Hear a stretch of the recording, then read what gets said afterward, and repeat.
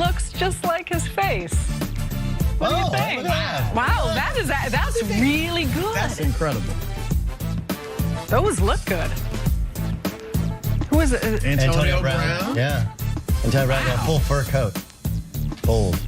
Strong. Incredible. They got a You little have a fur coat? butter and syrup on it?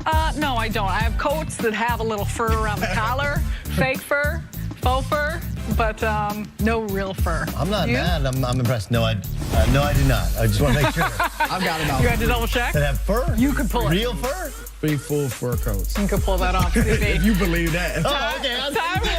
Time for some stories to start your morning. Lincoln Riley had high praise for his former quarterback, saying Kyler Murray has kind of a Barry Sanders effect. Doug, is this fair praise? Actually, look, I'm an Oklahoma State guy. You don't normally you're like, keep Barry Sanders' name out of your mouth. On the other hand, there are some similarities there now. Remember, Barry Sanders was only a starter for 1 year at Oklahoma State. He's a backup to the Terminator, Thurman Thomas, right? How about that backfield? It's an expensive backfield back in the day. Anyway, yeah, he has. The best parallel I've heard is Doug Flutie with Mike Vick's athleticism. That's probably more who I think of him as, but he is that type of explosive. He does make people miss. Baker Mayfield told me at the Super Bowl on our radio show that he thinks he'll run a 4.2 40. So I can't wait. 4.2. And he said yesterday, the last time I ran a 40, I ran a 4.3, and I think I'm faster than I was back then. So yeah, I don't think it's a crazy. It's a crazy. He doesn't make you and put you on skates like Barry Sanders does, but he is that kind of. And he's not a running back. I mean, but what Lincoln Murray meant was he's elusive. He can avoid the big shot, which will help him as a quarterback because obviously he's not going to run as much as a Barry Sanders or a running back. But when he does run and he doesn't slide, when he maybe needs to get that extra yard, if he can brace himself, move his body at a certain angle, and avoid the really clean shot, that'll help him well, especially at his size. I will warn you, when you get to the NFL, you don't get faster. Everybody else does. You could see it with Lamar Jackson. Yes, yes, he ran away from everybody in college. To the NFL, Matt LaFleur has a big task ahead of him, bonding with quarterback Aaron Rodgers. The Packers coach reportedly plans to hit Rodgers from all angles this offseason. Chris, how much pressure is on Aaron Rodgers after a tumultuous 2018? He didn't have a great year, so he's missed the playoffs the last 2 years. We know he was injured, of course, but you look at his numbers. Everybody talked about Tom Brady's numbers going down. His numbers were a tad bit better, depending on how you look at him, than Aaron Rodgers. So I do think there's some pressure on Aaron. He's starting to get some criticism, which he's never really gotten in the past. Why aren't you winning more? Are you really the best guy we've ever seen throw the football?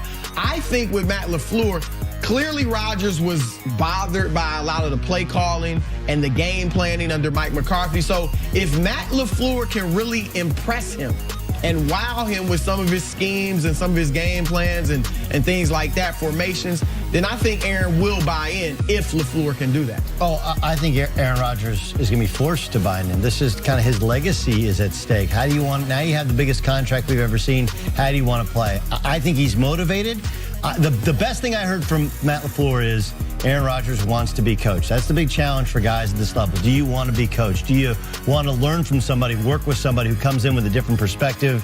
I think he wants to be challenged. I'm excited to see what Aaron Rodgers has to do because think about how the season started. The big deficit to the Bears coming back from injury, comes back in the second half and wins. But after that, they collapsed. You were expecting a huge year. He was my MVP pick for the NFL, too. Speaking of coach-player relationships, back to the Lakers. Much has been made of the relationship between Luke Walton and LeBron James. Amid reports, James's associates haven't been happy with Walton as the head coach. But Luke told TMZ, quote, LeBron and I get along just fine. Chris, do you believe? Well, there you go. TMZ gets all the facts. Well, first of all, of course, what's Luke going to say when TMZ corners him? However, I do think face-to-face, man-to-man, they're fine. LeBron doesn't in Cleveland, in Miami, here with the Lakers. You know, he's moody sometimes. He may have bad body language, but he doesn't do the dirty work. Like, what are the reports? His associates, you find out as an organization what LeBron thinks by talking to his associates. And that's how the word gets out. It's not like LeBron was sitting down with David Griffin in Cleveland, coming up with trade scenarios. Let's go after this guy. Or, you know, obviously he'll have maybe a different relationship with Magic to some degree. But I believe Luke. I'm sure when he and LeBron interact, that it's good. I would agree with you, and based upon the people I know, they say the exact same thing, that LeBron tries to do what Luke wants. You know, he doesn't, the previous reports of him blowing off play calls, like, no, if he sees something, he does it. If not, he does what the coach wants. But I do think that the point you made is a good one, and the more we've seen LeBron operate, with the exception of when he bumped shoulder to shoulder with Eric Spoelstra in the first year, for the most part... Wasn't that an accident? Yeah, it was also an accident when he just happened to mention to Pat Riley, hey, you ever think about coming back and coaching, right?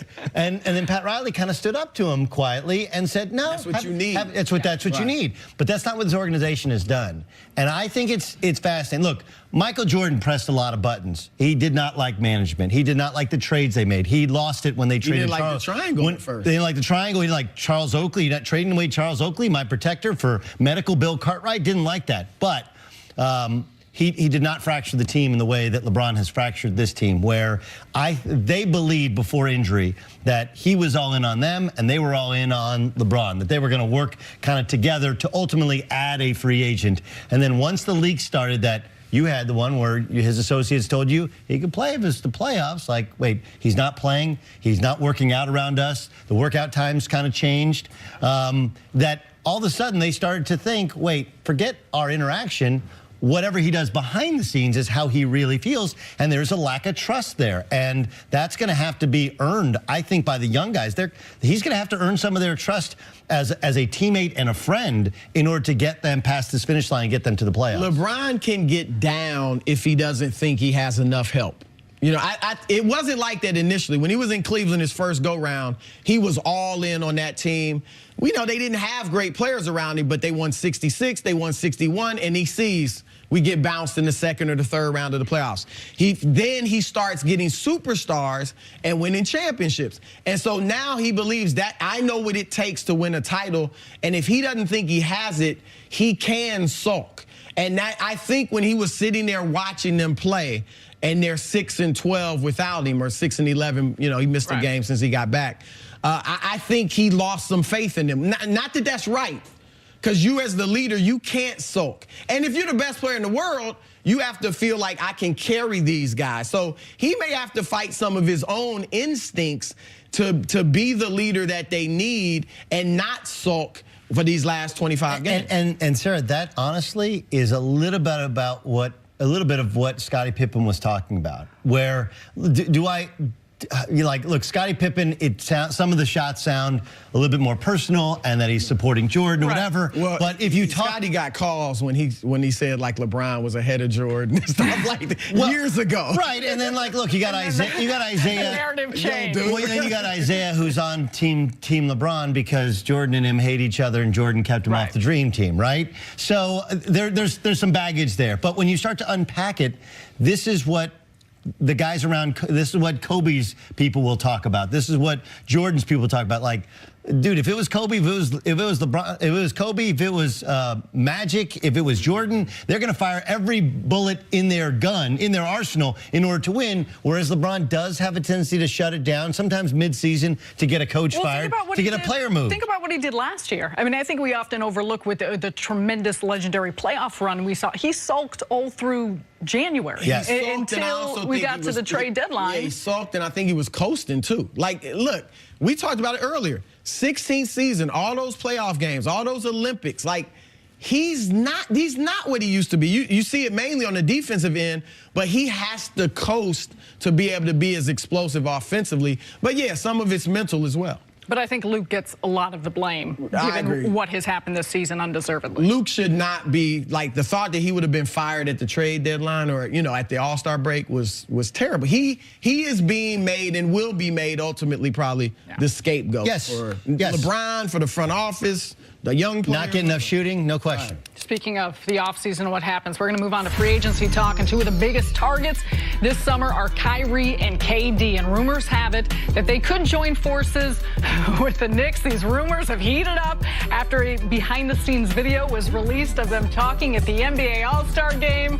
Chris, you buying that these two will team up with the Knicks. Yeah, with Kyrie, I read his lips. He was like, look, Kevin Knox, Dennis Smith Jr., we in the East, we going to be nice. Boston won't be the same without me. And he turns and winks at the camera phone that's right in front of him. No, but it's very realistic.